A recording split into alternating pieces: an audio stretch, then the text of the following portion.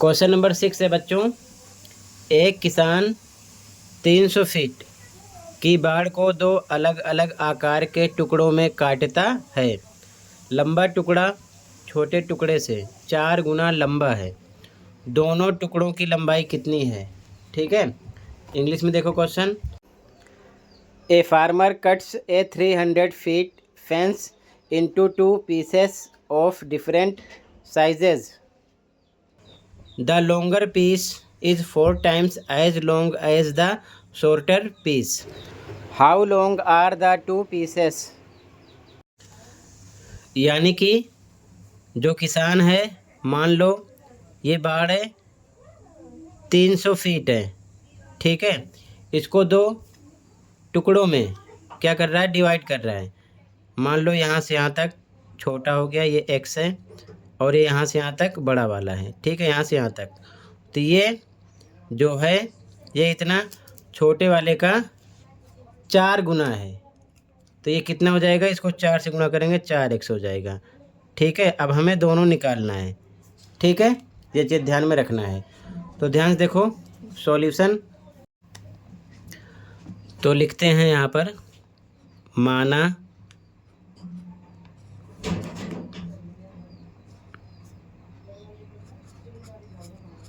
छोटे टुकड़े की लंबाई बराबर x, ठीक है। इंग्लिश में लिखोगे, इंग्लिश मीडियम वाले, let the length of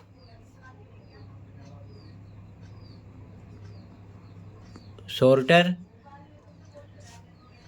peace equal to x, ठीक है। तो हिंदी में लिखो, तो बड़े टुकड़े की लंबाई बराबर, इंग्लिश में लिखोगे, then the length of longer piece इसका 4 गुना है। यहाँ पर मेंशन है ना, लंबा टुकड़ा छोटे टुकड़े से 4 गुना लंबा है।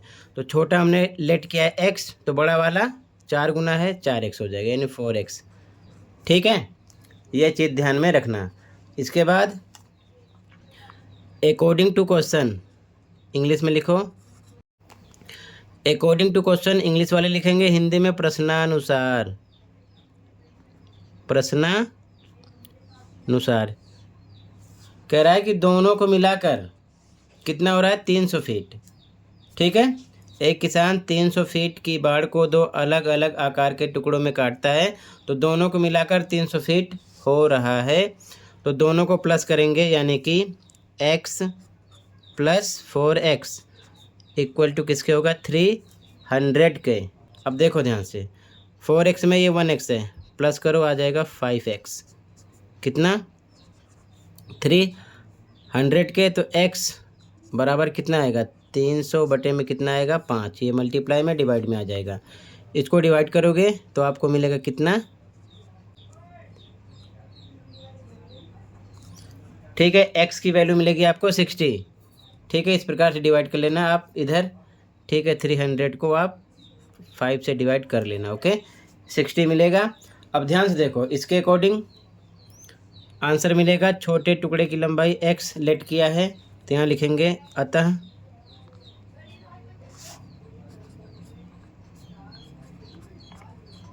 छोटे टुकड़े की लंबाई बराबर कितना लेट किया है? x, तो बराबर x कितना आ गया हमारा? 60 फीट आ जाएगा, ठीक है। ये चीज़ ध्यान में रखना, ठीक है। इंग्लिश में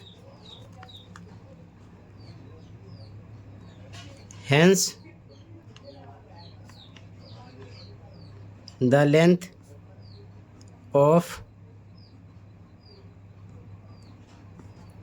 shorter piece equal to 60 feet आ जाएगा, ठीक है। हिंदी में भी लिख देना फीट। और इसके बाद में बड़े टुकड़े की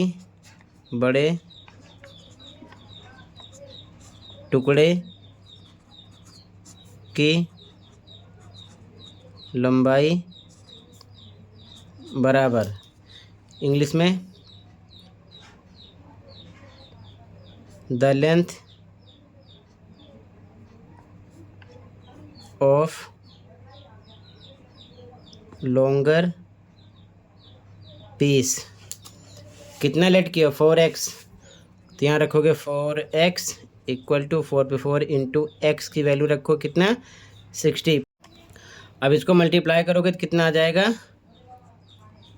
240 फीट, ठीक है, यानी कि 240 फीट आ जाएगा। तो आपका आंसर निकलेगा बड़े टुकड़े की लंबाई यानी कि लेंथ ऑफ लॉन्गर पीस 240 और छोटे की आएगी 60, ठीक है। आंसर हो जाएगा।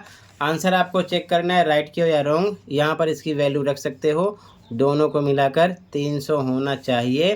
तो x पर x की वैल्यू 60 और इधर x की वैल्यू रखोगे 60, तो मल्टीप्लाई करने पर 4 से हो जाएगा 240, दोनों को प्लस करोगे 300 आ जाएगा, या फिर यहाँ से आप डायरेक्ट प्लस कर लो 60 में 240 प्लस कर लो कितना आ जाएगा 300। तो दोनों को छोटे टुकड़े की लंबाई और बड़े टुकड़े की लंबाई मिलाकर 300 है टोटल, तो 300 आना चाहिए। ये आपका हो जाएगा आंसर, ठीक है। तो ये आपका आंसर नंबर कौन सा हो गया 6, ठीक है। ऐसे ही नोट कर लो अपने मीडियम में स्टेटमेंट के साथ। कहीं पर कोई डाउट है कमेंट कर सकते हो, ठीक है। तो ऐसे ही इसे नोट कर लो, ठीक है। आपका आंसर नंबर 6 हो जाएगा, ठीक है बच्चों, ध्यान से नोट कर लो। इसके बाद में अगला question number 7 and last next video में प्रोवाइड करूँगा। मिलते हैं अगली वीडियो में। Thank you for watching and take care, okay.